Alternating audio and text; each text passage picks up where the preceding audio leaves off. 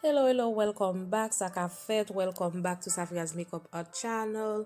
Jodi a depuis sous ingrédients yo, nous getan wè ki sa m'bral faire taco. Ok, ça c'est cuillère m'bral utiliser pour mesurer ingrédients yo pour m'ka préparer taco wa.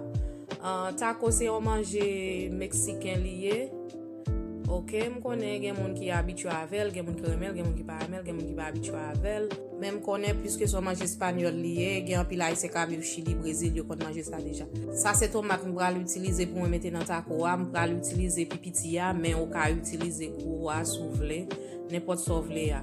Laitue ça m pral utiliser le tout pour mettre dans taco. Mais li pas obligatoire pour mettre laitue ya, c'est moi même qui remet laitue qui pral mettre, ou gen droit utiliser n'importe bagay que ou remet.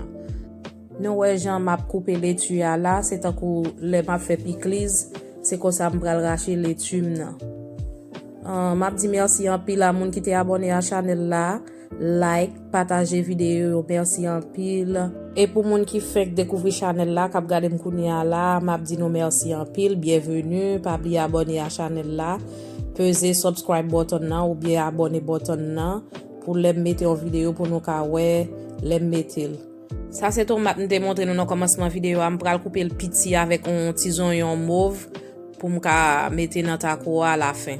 Ça c'est viande m'a utiliser pour moi faire taco ou ka utiliser n'importe viande, ou ka utiliser viande moulin, ou ka utiliser viande poule moulin, ou ka utiliser viande poule comme ça ou rachel, ou ka utiliser bœuf tout comme ça ou rachel. Ça c'est épice m'te préparé depuis dans commencement vidéo a. M'a mettre dans viande là pour m'ka épicer viande là. Moi-même, moi pas laver viande moulin, gen moun ki lave, m'pa konn comment yo fait. Ou ka faire n'importe sauvelé avant que vous mettez épice dans viande. Manger ça pas prend temps, il prend peut-être de 45 à 1 heure de temps pour faire entre préparer et puis cuire viande nan. Kounya là, ça c'est un petit de l'eau orange sur vendre dans market là, m'a mettre un petit tac pour m'ka mettre un petit acide dans viande là et puis m'a continuer mariner avec tout épice tout bagay net. Kounya là m'bral passer sous du feu, kounya là pour m'ka et frit viande moulin.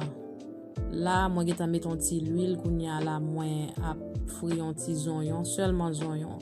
Kounya m'la viande moulin dans chaudière là. Et puis pour m'ka mettre piment douce l'autre bagay yo la donne kounya m'a mettre piment douce yo Noël tout le monde fait viande moulin dans façon pa yo ou ka faire dans n'importe façon que vous voulez. Ça c'est façon que moi préparer viande moulin pa m'nan kounya m quitter reste yo kounya la m'pral mixer yo ensemble kounya m font ti couvrir li.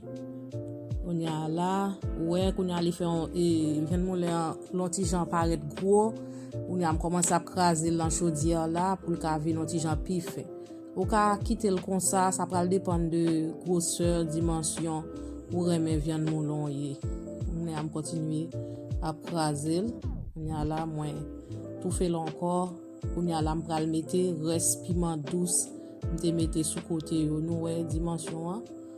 Et puis ça que fait me faire comme ça c'est parce que l'on crase et puis ou tout fait li qu'on y a là tout et épices tout et oignon tout piment dessus vinn crase ensemble et ça que fait me toujours quitter on reste ou viande moulin en ka belle Noël li bien belle.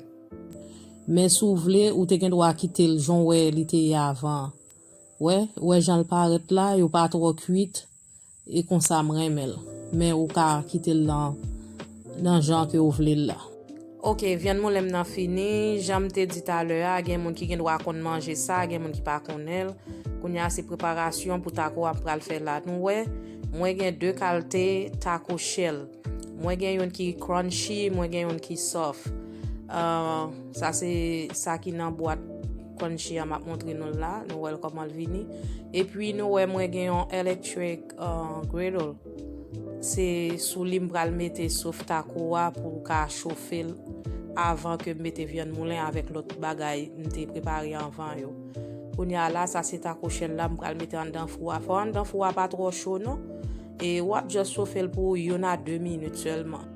OK, ça c'est ça ouais que moi pral utiliser pour mettre sous taco Gen yon ba yo fait avec zaboka, yo rele le guacamole, ou ka mette, ça c'est cheese, ou ka mette tous les deux, qui c'est jaune avec blanc, ou ka utiliser jaune seulement, ça dépend de ou même.